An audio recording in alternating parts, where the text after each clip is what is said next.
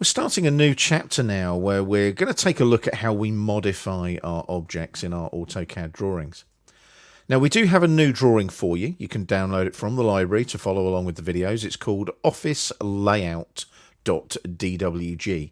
And you may find that we have some iterations of this drawing as we work through the chapter as well.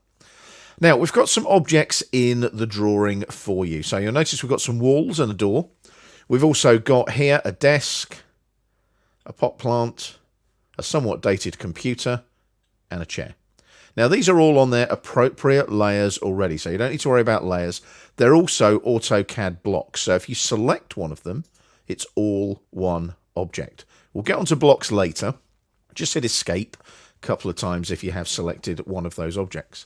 Now we're going to look at how we select objects. Now, watch what I do here. If I select the desk and click on it, it goes blue with its grip. Select the plant, goes blue with its grip, computer and chair. But you'll notice as I go along, each one of those objects is added to the selection set. If I hit escape a couple of times, they obviously get deselected. Now, that's great, but what happens if one of your AutoCAD settings isn't set the way it should be? Let me show you. If I right click, nothing selected, no commands running, and go to Options, and in the Options dialog box, go to the Selection tab. There's this little tick box just here, Use Shift to add to selection. If I tick that and OK it now, watch what happens. Desk, and then it goes to plant, computer, chair.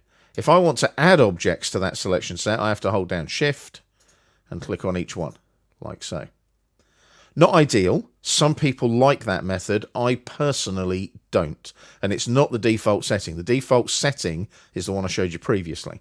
Hit escape a couple of times again, right click, pop into options again on the shortcut menu, and untick use shift to add to selection.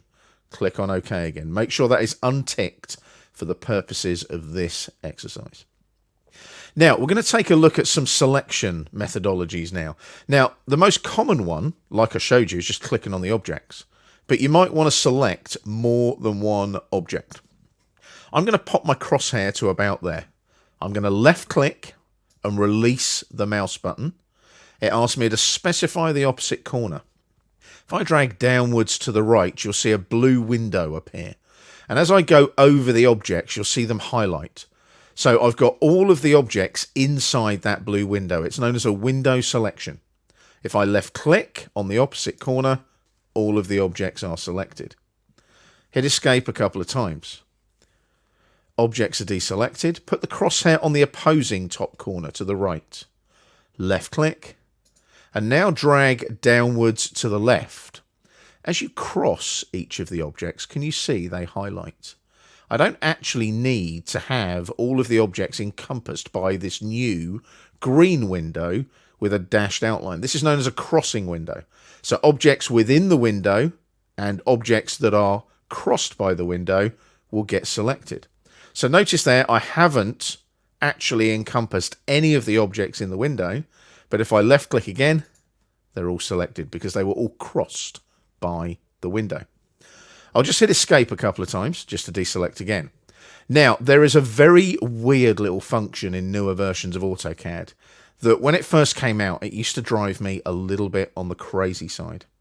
Because what you can also do is if I come up here where we did the window selection and click and hold the mouse button down and then I drag, can you see I create this really weird blue shape? It's known as the lasso option. So as you can see, I'm drawing a blue window lasso selection. When I release the mouse button, the objects within that shape are selected. So that's a left click and a hold. If I hit escape a couple of times, if I do it the other way, go from the right, left click and drag, can you see now I've got the same crossing option.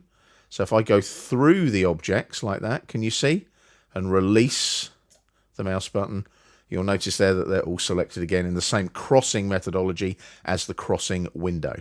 So it's a left click and release for the window options, and it's a left click and hold for the lasso options. Hit escape a couple of times just to deselect. Last but not least, right click again and go to options. Go to the selection tab and you'll notice that there is a allow press and drag for lasso option right there. So if I untick that, that will turn that lasso option off if you don't like it. I'm just going to leave it on because it is a default setting now in the later versions of AutoCAD. And I have to say it doesn't bother me as much as it used to. It used to really confuse me when I either left-clicked and released or left-click and dragged. So I'm just going to OK that and leave everything as it is. But there's some selection methods in AutoCAD for you to use as you work through this chapter.